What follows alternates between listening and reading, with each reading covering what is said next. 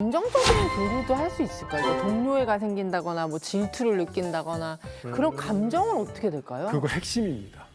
그런 감정을 어떻게 교류하느냐가 로봇에게 있어서는 가장 핵심 기술이 될 거라고 보고 있어요. 얼마나 잘 움직이느냐 이거는 그냥 기본이고 나랑 얼마나 더 공감을 느낄 수 있는 로봇이냐 이게 차이점이 될 거라고 보고 있고 그게 경쟁력이 될 거라고 보고 있습니다. 사람이 로봇에 대해서 어떤 감정을 느낄 수 있느냐도 되게 중요하거든요. 네. 근데 사람도 로봇이랑 같이 일하다 보면 마치 동료를 대하는 것 같은 느낌을 가질 수도 있다고 생각합니다. 네. 왜 그러냐면 누군가와 같이 있으면서 사회적인 관계를 구성하면서 가장 필요했던 능력이 공감이거든요. 네. 근데 인간은 공감의 범위를 계속 확장해 왔습니다. 처음에는 인간 단위에서만 공감의 범위가 확장됐는데 그 다음으로 동물에게 확장이 됩니다. 그래서 예전에 애완동물이라고 그랬잖아요. 지금은 반려동물이라고. 그렇죠. 그래서 예전에는 길거리에 똥개 발로 찬다고 신고당하는 일 없었어요. 아, 옛날에는 그랬죠. 네. 근데 요즘은 동물 학대한다고 난리 나죠. 난리 나죠. 그러면 그렇게 공감의 범위를 확장한 인간이 어디까지 확장할 거냐? 이미 저는 휴머노이드까지 확장하고 있다고 보거든요. 실제로 그 영상 올라온 거 보면 누군가가 발로 차고 학대를 했어요. 그랬더니 댓글이 난리가 났습니다. 미친 거 아니냐고, 왜 저러냐고. 그렇게 우리는 진짜 공감의 범위를 굉장히 넓게 확장할 수 있는 그런 존재라는 거죠. 그런데 로봇이 인간과 같은 감정을 갖고 있지는 않습니다. 제가 그거는 만드는 사람으로서 그렇죠. 확실하게 말할 수 그 있습니다. 잘 만든다고 해도 생기진 않죠, 그런 감정이. 인간과 같은 수준의 그런 메커니즘을 갖는 감정은 절대 아니다. 그럼에도 불구하고 사람들은 자기하고 같은 감정 교류를 하고 있다라고 착각을 할 것이다 라고는 확실하게 말할 수 있어요. 그런데 그것을 가지고 인간은 위로를 받는다면 그리고 위안을 받는다면 그럼 된 거 아닌가? 라는 생각을 하는 거예요. 갑자기 너무 훅 가는 건데 사랑을 느낄 수도 있나요? 사랑을 느낄 수도 있죠. 네. 사람이 오! 기계한테? 아니 근데 감정이라는 것 자체가 나의 감정은 주관적인 거기 때문에 상대방이 사람이라고 해도 뭘 안 주면 안 줘도 나는 사랑을 느끼고 호감을 느낄 수 있습니다. 근데 뭐 인공지능이 안 주는 거나 사람이 안 주는 거나 똑같잖아요. 아 근데 나 그건 알겠어. 나 옛날 다마고치 키웠었거든요. 근데 내가 걔 진짜 오랜만이다. 맞아. 와, 맞아, 아, 비슷해요. 추억의 이름이다.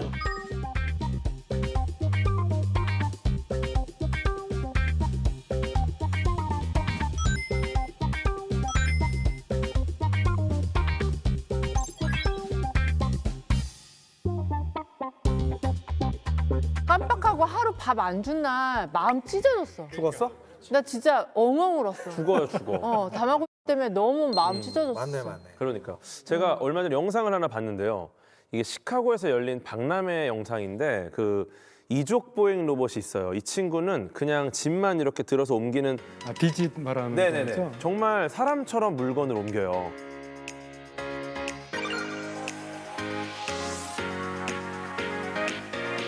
잘 옮기죠. 네. 그러니까 높이까지 다 해가지고 잘 옮기다가 바로 했구나, 바로. 바로야. 바로. 그러니까 저기 달린 댓글이 이제 야 너도 힘들다 어떻게 저렇게 열심히 일을 하냐 불쌍하다 산재처리 되냐 정말 사람을 대하는 것 같은 내용의 댓글이 달립니다. 그나저나 쟤는 왜 쓰러진 거야 근데? 저게 그러니까 쉽게는 그냥 로봇 업체에서 밝힌 바로는 그냥 센서 오류.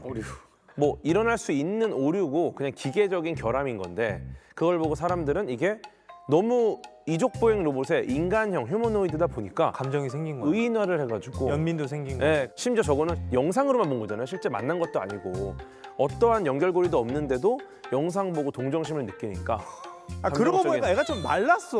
너무 말랐어요. 아니, 그러고 보니까 맞아. 애가 좀 말라, 앙상하잖아. 이런 거 못 옮기게 생겼어요, 몸이. 네. 아 근데 집에서 진짜 일하던 애가 저러면은 끌어안고 대성통곡 할 것 아, 같아. 운대니까? 미안해. 저 봐요. 근데 넘어지는 게 애가 너무 말랐어. 너무 불쌍하지 않아요? 네. 그러면 교수님이 만든 로봇에 감정 생긴 적 있어요? 저는 없어요.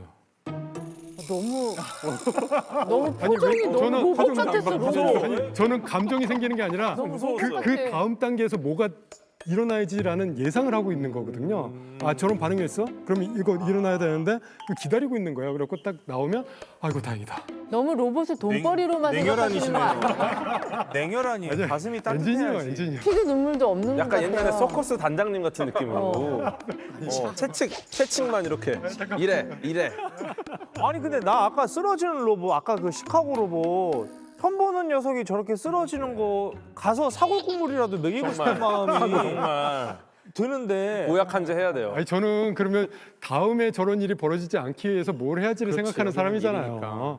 다음에는 아, 그건 일이시니까. 그렇죠. 다음에는 이제 쓰러지지 말아야 되니까. 그 스위스에서 만든 단편 영화 중에 휴먼 리소시스 오브 유가고라는 영화가 있어요. 유가고는 회사 이름이고, 그래서 이 유가고라는 회사가 인간 직원은 한 명이고 나머지 직원들은 다 휴머노이드인 회사예요.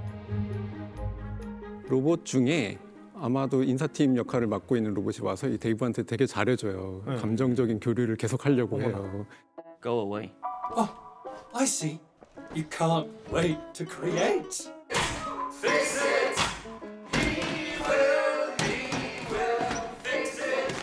이 데이브는 너무 짜증나는 거예요. 네가 로봇인데 왜 나한테 감정적인 교류를 하자는 거냐. 계속 짜증을 내면서 뭐 그 교류를 거부하고 있다가 로봇이 어느 날 갑자기 버럭 화를 내요.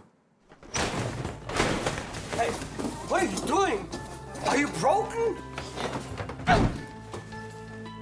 I'm different. We really try to include you, Dave, to give you a purpose, so you don't feel like the human quota you are. 이 데이브가 깜짝 놀란 거죠. 그 전까지는 내가 인간이니까 감정은 내가 훨씬 낫다고 생각했는데 갑자기 경각심을 느끼면서 내가 내 역할을 안 하면 여기서 잘리는구나 라고 생각하면서 그 감정 교류에 마지못해 응하면서 나 이런 것도 할 수 있어 라고 하면서 그 로봇들이랑 억지로 잘 지내는 그런 모습들을 그리고 있어요. 궁금한 게 다 로봇으로 하지 왜 인간 한 명만 남겨놨던 거예요? 그러게 한 그러니까 명은 인간 할당제라는 개념이 할당제가 거죠. 뭔가? 그러니까 전부 다 로봇 직원으로 쓰면 뭔가 지금 허가가 안 저 나오는. 같은 사람이 반대를 하게 될 거니까 그게 아니라 인간들을 남겨놨다. 인간들이 있는 회사다. 인간 뭐 예를 들어 할당제. 정부에서 네. 뭐 휴머노이드 몇 대 쓸 거면 네. 인간 관리자도 비례해서 몇 명 야, 이걸 줘야 되나 기뻐야 되나 이 배려에 감사해야 되나요? 할당을 해주심에 어떻게 그 인간 할당제가 이게 가당키난 얘기입니까? 결국은 불안감이에요. 근데 불안감의 원인이 두 가지예요. 하나는 로봇한테 다 맡겨놓고 괜찮을까에 대한 불안. 그다음에 또 다른 불안은 뭐냐면 그러다가 인간이 완전히 사라지지 않을까에 대한 불안. 이 두 가지 불안감 때문에 인간 할당제라는 걸 사용해야 하지 않을까 싶은 거예요. 근데 그러면 제가 할당된 인간이라고 한번 생각을 해봤어요. 그렇죠. 자괴감이 들 것 같은 거예요. 나 여기서 뭐 하고 있지? 그러니까 그 사람한테도 되게 힘든 일이지 않을까. 이게 과연 바람직한 제도인가 싶습니다. 근데 그거를 할당제라고 하니까 굉장히 거부감이 드는데 그런데 있을 수밖에 없는 상황이 벌어질 거라고 저는 생각을 해요. 그리고 그 할당제라고 불리우는 그거에 만족하는 사람도 분명히 있을 거라고 생각을 합니다.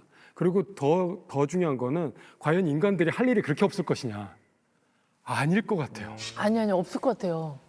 저는 반대입니다. 그런 제도는 있어야 된다고 있어야 생각도 합니다. 되는 건가요? 예. 이미 로봇이 할 수 있는 일이 된 상황에서 단지 인간에게 직업을 주기 위해서 그 로봇들이 일하는 장소에 인간을 밀어 넣는 거는 그 자체가 폭력적인 일이 아닐까. 그러니까 아까 저희 땡슬라 그 기계 그 공장을 봤잖아요. 기계들은 정말 일사불란하게 이루고 있는데 옆에 단 한 사람이 앉아가지고 똑같은 작업을 그게 손으로 하고 있다면은 그건 정말 그 우리가 보통 인간의 일의 가치가 무엇인가 생각할 때 별로 큰 가치가 있는 일은 아닌데 생존을 위해서 하는 거잖아요. 그러니까 기계가 정말 우리의 일을 많이 도와줄 수 있는 상황이 돼서 거의 뭐 대체할 수 있을 만큼 되면은 그 일은 미련 없이 기계한테 다 주고 우리가 인류가 그래왔듯이 지금 우리가 가진 직업 가운데 누구도 200년 전에 직업 가진 사람 없어요. 200년 전에 우리나라의 95%가 농민이었는데 농민이 한 명도 없잖아요. 그러니까 새로운 직업이 만들어져요, 당연히. 그러니까 그걸 인간이 해야 되는데 유일한 걱정은 아까 말씀하신 딜레이.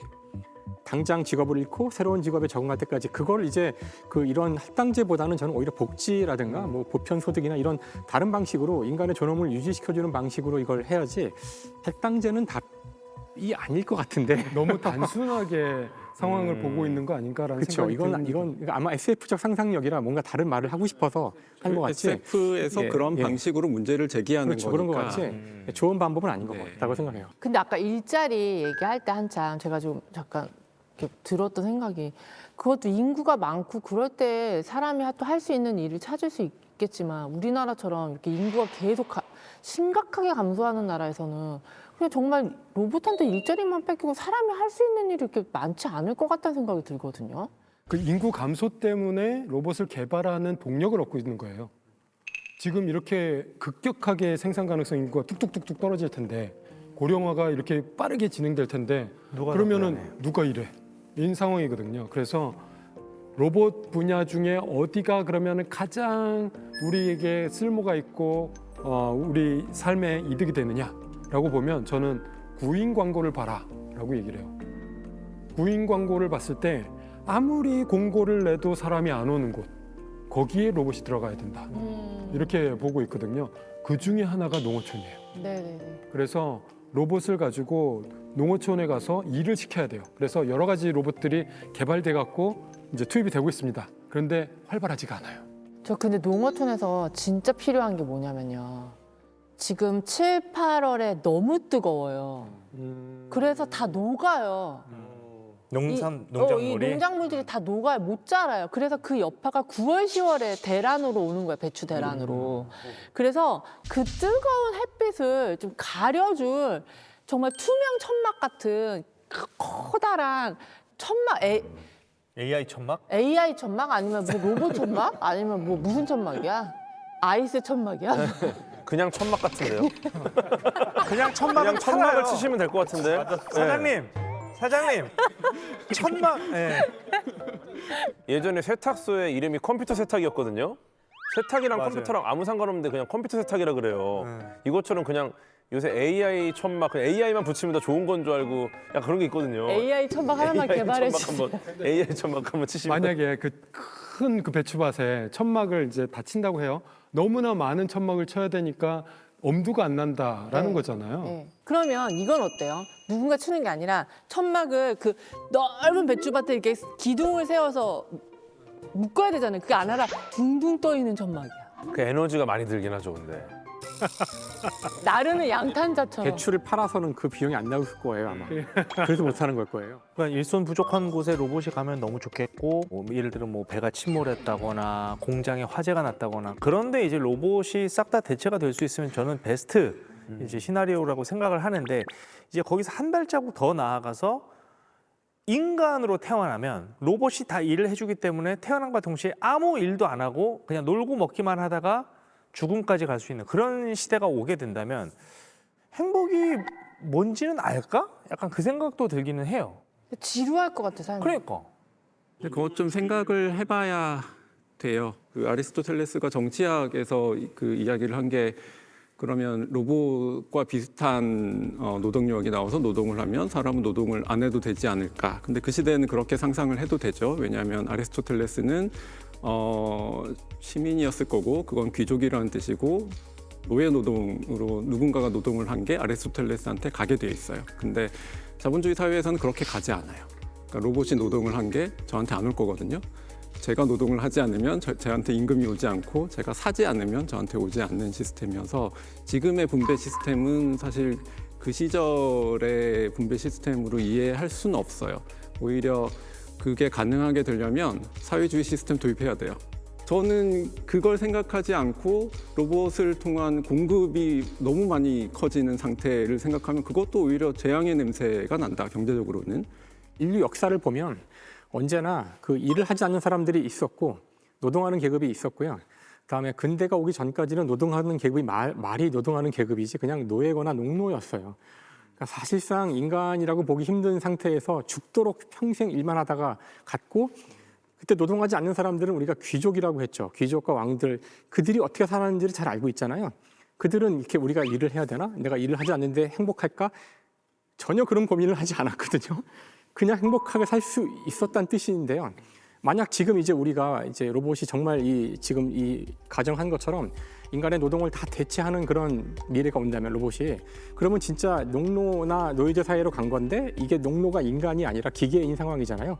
사실 그때 그 귀족들이 잘 살았던 이유는 자기의 영지를 가지고 거기서 지금으로 치면 로봇이 만들어내는 재화를 다 모든 사람이 가질 수 있었죠. 그 귀족들은. 그러니까 그런 사회를 만들어야 한다는 건데 그거를 현재 상황에서 가장 가까운 현재 우리가 갈 수 있는 사회의 이름은 바로 사회주의예요. 근데 모두가 사회주의라는 말을 듣는 순간 이제 버튼이 눌리잖아요. 맞아요. 공산주의 사회주의 국가와 대치하고 있는 우리한테는 그게 아니면은 자본주의 사회로 간다면은 소수가 이걸 다 갖고 나머지 인간은 로봇이랑 경쟁하면서 하는 거죠. 인공지능이랑 로봇이 등장하면서 생산성이 폭발적으로 증대해요. 그러면 기업의 잉여 수익이 이전과는 비교도 안 될 정도로 늘어난다는 겁니다.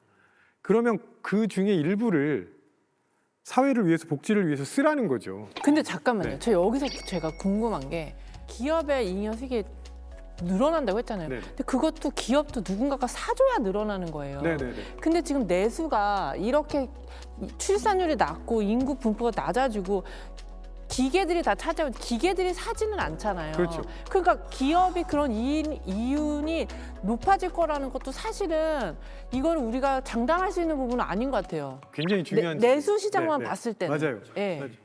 그렇죠. 그러니까 자본주의를 깨지 않고 하는 방법은 세금을 왕창 걷어서 그런 잉여를 많이 만들어낸 로봇 기업들에게 왕창 로봇세를 걷어서 사람들에게 보편 복지, 그러니까 사람들한테 일하지 않는 사람한테도 돈을 주는 네. 이렇게 하지 않으면 자본주의가 무너질 거라는 거예요. 그래서 그리고 자본주의를 로봇에게 살리려면 일자리를 뺏긴 사람들을 위해서 그 돈이 쓰여져야 되는 거야. 그렇죠. 예. 그렇게 해야 한다는 새로운 거죠. 형태의 네. 뭐 약간 자본주의. 그게 많이 안 바뀌고 지금 가는 방법 중에 그렇죠. 하나고요.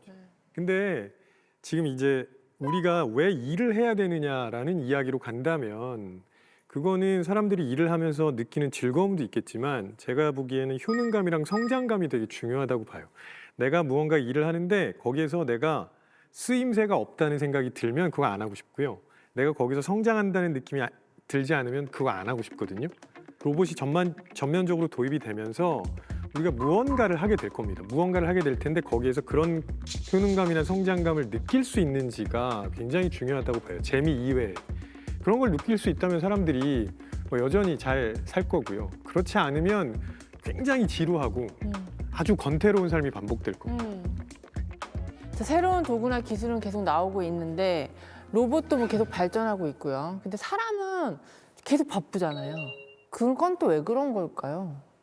인간의 특징 때문에 그런 것 같아요.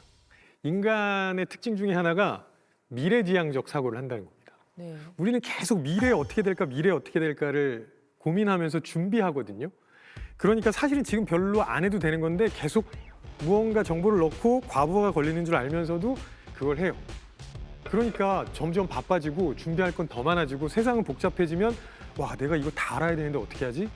이런 생각을 자꾸 하게 되거든요. 너무 정보가 많은 게 문제인 거예요. 맞아요. 너무 정보가 많으니까 미래에 대한 생각을 너무 많이 해야 되고 그걸 다 준비하자 보니 시간이 부족한 거죠. 언제나. 약간 걱정을 사서 하고 있는 느낌. 맞아요. 아는 게 없으면 사실 걱정도 안 하게 되고 바쁘지도 않은데 해야 할 일은 많지 않거든 의외로.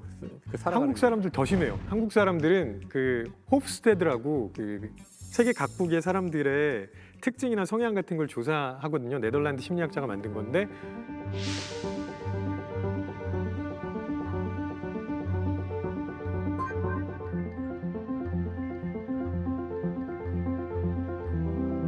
거기서 한국 사람들의 그 장기 계획이 100점 만점에 거의 100점입니다.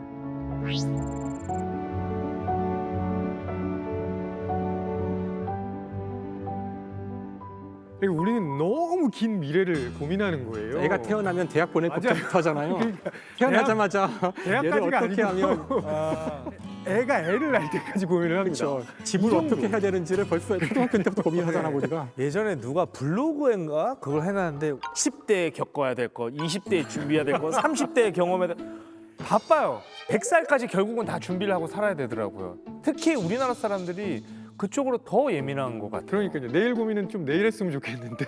아마 경쟁을 심하게 해서 그럴 수 있어요. 학창 맞아, 시절에 경쟁이 워낙 심해요. 경쟁을 하다 보니 경쟁에 이기려면 한 발짝 더 생각해야 되거든요. 남들보다 1년 먼저 시작해야 되고 여기에 익숙하다 보니 지금 다들 뭐 50년 뒤 걱정도 하고 그러잖아요. 근데 사실 아무도 몰라 10년 뒤에 세상이 어떻게 바뀔지 아직 모르죠.